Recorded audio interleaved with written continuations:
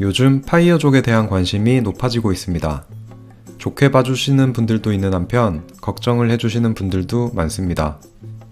여러가지 걱정 중에서 수명이 늘어나면 파이어족이 위험하다는 것에 대해서 이야기해보려고 합니다.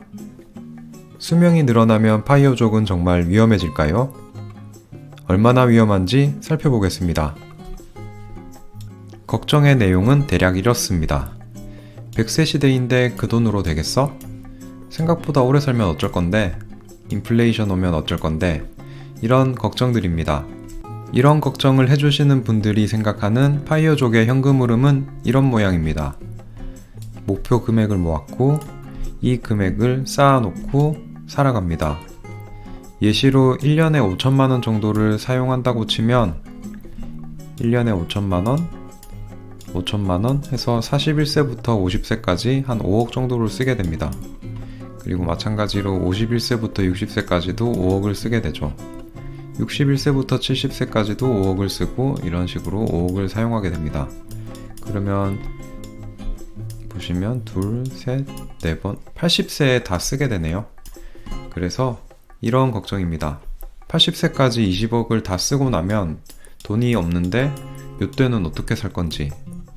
게다가 처음에는 5천만원 생활비로 시작했지만 인플레이션에 따라서 물가는 점점 올라가고 그렇게 되면 10년, 20년 지나면서 5천만원으로는 더 궁핍한 생활을 할 수밖에 없다. 이런 걱정도 있습니다. 그래서 크게는 이렇게 80세 이후에는 뭘 먹고 살 건지, 그리고 점점 궁핍해지는 생활은 괜찮은지 이런 걱정을 해주십니다. 그런데 저는 크게 틀린 것 같진 않습니다. 이렇게 현금을 그대로 쌓아놓고 필요한 만큼 꺼내서 사용하면서 생활을 하는 것 같으면 이런 걱정이 필요합니다. 그리고 실제로도 인플레이션 대비가 되지 않았고 이렇게 80세 이후에는 쓸 돈이 없는 것도 사실입니다. 그래서 이런 걱정을 해주시는 분들이 마지막에 하는 말은 그러니까 벌 수 있을 때까지 최대한 벌어서 돈을 많이 쌓아야 한다 라는 논리입니다. 그런데 이렇게 걱정해 주시는 분들이 간과하고 있는 점이 한 가지 있습니다.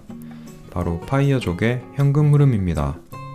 파이어족은 이런 식으로 돈을 쌓아놓고 쓰는 경우는 별로 없습니다. 그럼 파이어족의 현금 흐름에 대해서 한번 살펴보겠습니다. 파이어족은 자본주의에 대한 이해를 바탕으로 지속 가능한 현금 흐름을 창출하려고 노력합니다. 예를 들어서 부동산 월세, 그리고 주식에서 나오는 배당금 이런 것들을 생활비로 이용하는 경우가 많습니다. 예를 들면 이런 식입니다. 황금알을 낳는 거위를 마련합니다. 이 거위가 낳는 황금알을 생활비로 이용합니다. 이 알은 시간이 갈수록 점점 커집니다. 그래서 인플레이션 방어가 됩니다.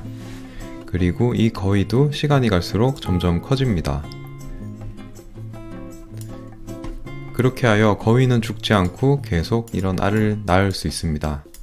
그렇게 되면 80살, 90살이 넘어서 100살이 넘어도 계속 이 현금 흐름을 창출할 수 있습니다. 수명이 길어지는 것을 걱정하시는 분들이 생각하시는 것과 많이 다른 흐름입니다. 이렇게 쌓아놓은 돈을 그대로 사용하는 방식이 아니기 때문에 나이가 많아져도 큰 걱정이 없습니다. 여기서 알은 계속 나올 거고 시간이 가면 갈수록 더 큰 알이 나올 겁니다. 이렇게 현금 흐름을 시뮬레이션 해보고 나서 제가 생각한 게 있습니다. 바로 그냥 더 오래 살고 싶다라는 생각입니다. 수명이 길어져서 걱정할 게 아니라 정말 오래 살고 싶습니다. 그래서 요즘은 건강에 더 집중하고 있습니다. 이렇게 계속해서 나오는 배당금을 오래오래 누려야 되지 않을까 싶습니다.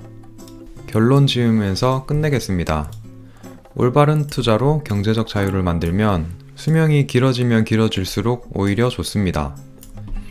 요만했던 거위가 이렇게 커지고 이렇게 작은 알이었던 게 큰 알이 됩니다.